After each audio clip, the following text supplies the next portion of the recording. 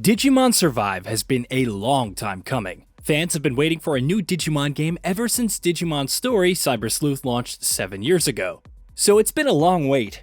One fraught with repeated multiple delays, a pandemic slowing things down, and even the game switching developers wholesale at one point. Now that it's here, there are two things that are instantly clear.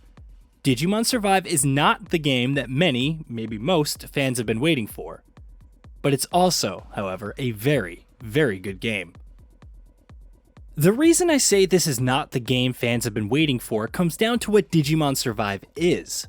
Unlike Sleuth, which went on to become one of the most popular games the series had delivered in a while, and got a new generation of Digimon game fans on board, Survive is not a monster-taming role-playing game. It is very barely a role-playing game. In fact, primarily Digimon Survive is a visual novel, and while it does include battles with your Digimon, they're very different from how they played in previous games, adopting a more tactical SRPG style system, and far more de-emphasized versus the visual novel sections. What this means is that this is a far more narrative-driven game, and that its gameplay flow is extremely different and also driven by that story emphasis as a result. For example, the bulk of your time spent is trying to observe and interact with your environment, and with the characters in it with you, making choices big and small that can have a profound impact on how things play out, from which characters you end up being closer to how your stats grow, to how your Digimon evolve, to even who lives and who dies. We'll get back to this in a moment. The visual novel portions of this game are also where the bulk of the story takes place. While there are some cutscenes and anime-style sequences, the bulk of the story playing out is with some slightly dynamic sprites slapped on backgrounds and text and voice doing the heavy lifting. Suffice it to say, given the emphasis on visual novel side of things, it becomes paramount for Digimon Survive to nail the execution.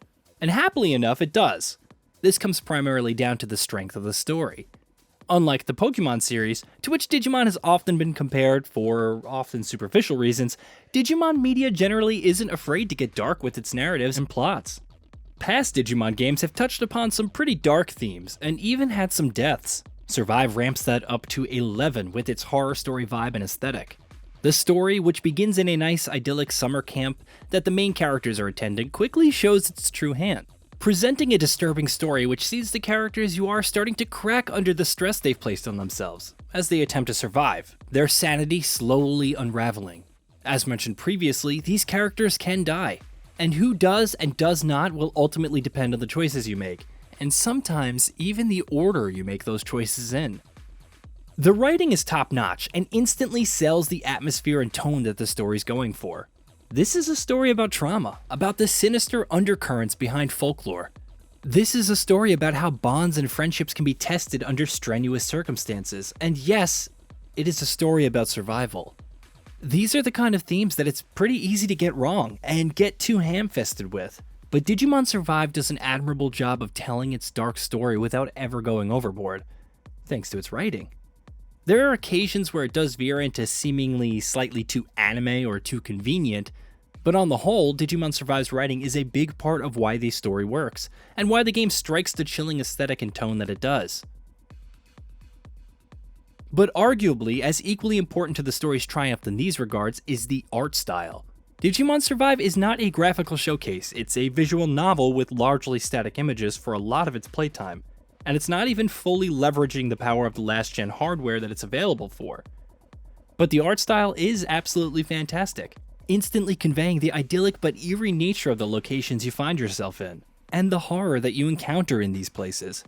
Characters and environments all feel incredibly expressive and end up establishing an incredible sense of place, fully immersing you in the game and the story, and where it takes you, literally and figuratively.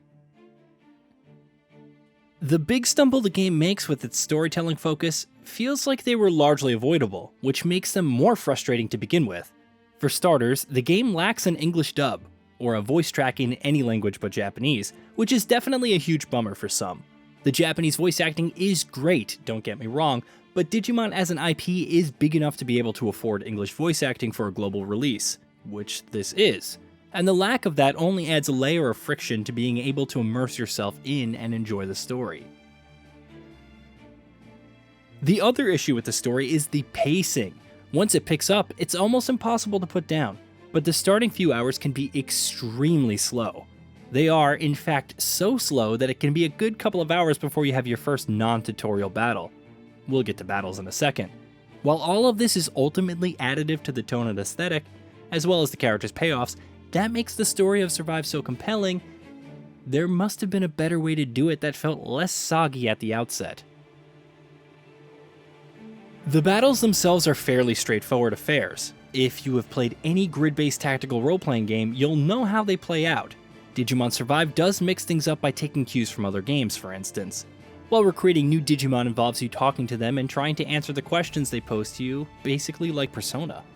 The battles are well balanced, and managing your builds, skills, and loadout to try and do well in each can become wildly compelling on its own, and is probably the closest to the RPG style that fans of some of the previous Digimon games might have been looking for. These battles are very clearly not the point, and extremely de-emphasized in this game. But when they take the stage, they are great and feel every bit worth it.